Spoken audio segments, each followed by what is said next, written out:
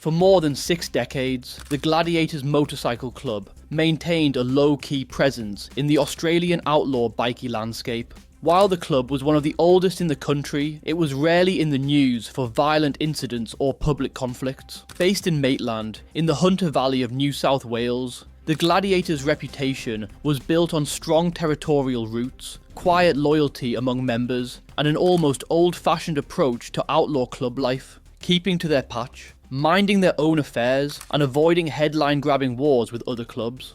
That long-standing equilibrium, however, was shattered in late July 2025 when one of the world's most notorious and expansionist outlaw motorcycle gangs, the Hells Angels, carried out what underworld sources have described as a hostile takeover of the Gladiators' headquarters.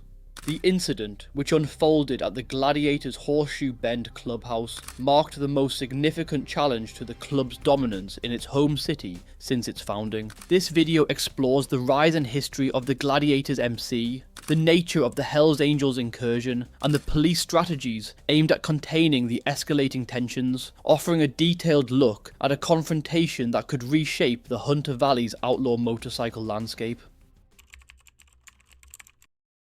The Gladiators Motorcycle Club holds a unique place in Australia's outlaw bikie history. Founded in the early 1960s, the club is recognised as the oldest of its kind in New South Wales and among the longest running in the country. Its spiritual and operational home has always been Maitland, with the club's main base at Portland Street in Horseshoe Bend, a riverside property the Gladiators have owned for more than 30 years. Unlike many other outlaw motorcycle gangs, the Gladiators rarely sought the limelight. Very little is publicly known about their founding members, early years, or even their internal structure. In a criminal landscape often defined by feuds, public shows of strength, and headline-driven conflicts, the Gladiators carved out a reputation for avoiding the chaos. Over the decades, the club expanded to small chapters and areas of influence in regional towns such as Grafton, Gunnedah, and parts of the north coast and northwest of New South Wales. Despite this, their core remained the Maitland headquarters, which served as both a symbolic and practical hub for their activities. The club's low-profile approach meant that clashes with other outlaw motorcycle gangs were virtually non-existent. One of the few violent incidents connected to the Gladiators came in 2012 when then-President Frank Van der Croft was shot multiple times in the back while riding his motorcycle in North Rothbury, just outside of Maitland. The attack, while serious, did not spiral into a public gang war, and the club's operations continued largely undisturbed. However, the Gladiators were not immune to police attention. Over the years, their clubhouse was subject to multiple raids, the most significant occurring in 2014 during a statewide crackdown on outlaw motorcycle gang facilities. That operation saw police strip clubhouses of property and equipment under legislation designed to disrupt bikie infrastructure. While the raids were damaging, they did not appear to weaken the club's overall grip on its home territory. In contrast to the more high-profile aggressive gangs like the Hells Angels, Comanchero or Rebels, all of whom have histories of large-scale turf wars spilling onto city streets, the Gladiators existed as a quieter, more insular entity. They represented a more traditional form of regional outlaw club, less concerned with sprawling metropolitan empires and more focused on protecting their long-held patch. And it is precisely this reputation for stability and isolation that has made the events of July 2025 all the more shocking. If the Gladiators embodied quiet endurance, the Hells Angels Motorcycle Club represented the opposite end of the outlaw spectrum. You live your life your way. You know, all I wanted to do was ride and fight. You know? Aggressive expansion, a global brand, and a readiness to enforce dominance through intimidation or force. Originating in the United States in 1948, the Hells Angels have spent decades establishing chapters across continents. In Australia, they have been active since the early 1970s, steadily building a reputation as one of the most formidable outlaw motorcycle gangs in the country. The Hells Angels Australian network spans major cities and increasingly extends into regional areas. Their Steel City chapter in Newcastle has existed for several years, giving them a foothold in the Hunter region. In 2025, however, it became clear that their ambitions turned toward Maitland, the Gladiators' long-held stronghold, with the aim of cementing a new chapter, the Hunter Crew. And on July the 29th, 2025, those ambitions became action.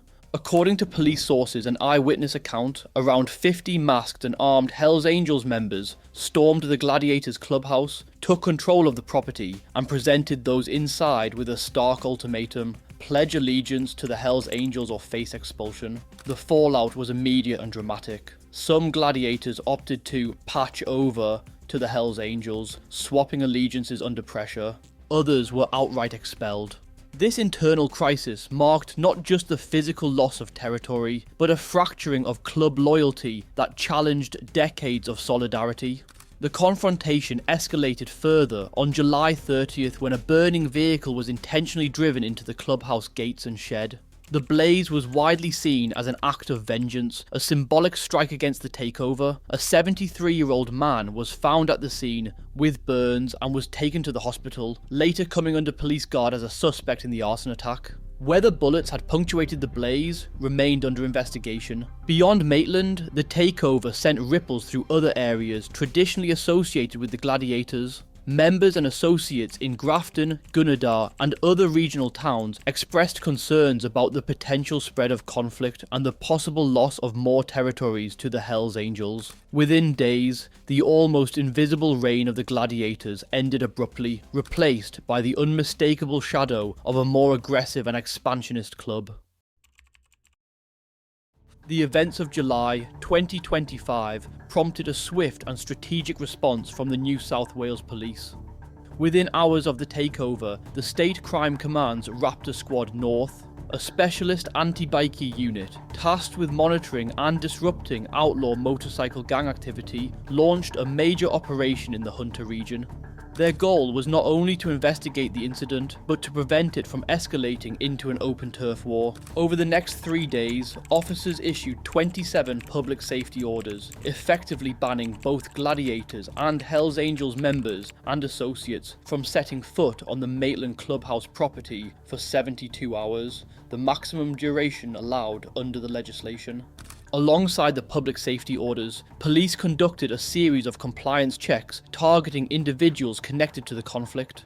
These included bail compliance checks, apprehended violence order compliance checks, firearms prohibition order checks, and license-related inspections. The intent was to apply maximum lawful pressure on both groups, disrupting potential plans for retaliation and signalling a heightened state of enforcement in the Hunter region. Raptor Squad North also maintained a visible presence across Maitland and surrounding areas, increasing patrols and deploying additional officers. This overt policing was designed both to reassure the community and to send a clear message to the involved clubs that further escalation would not be tolerated. While police have not publicly detailed every aspect of their intelligence gathering efforts, the combination of visible enforcement and behind-the-scenes monitoring suggests that authorities are preparing for the possibility of an extended dispute. The seizure of the Gladiators clubhouse by the Hells Angels represents not just a single incident, but a potential catalyst for broader turf wars, and law enforcement appears intent on preventing violence from spilling into the wider community.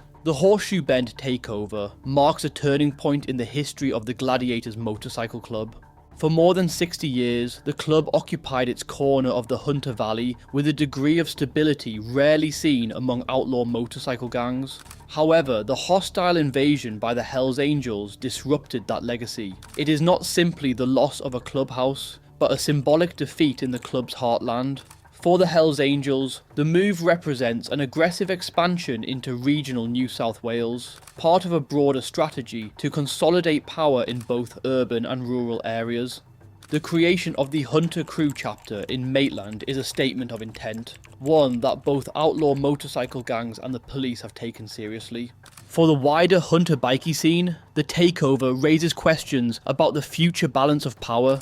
Will the Gladiators attempt to reclaim their headquarters? Will other clubs rally to their defence? Or will the Hells Angels' momentum carry them further into regional territories?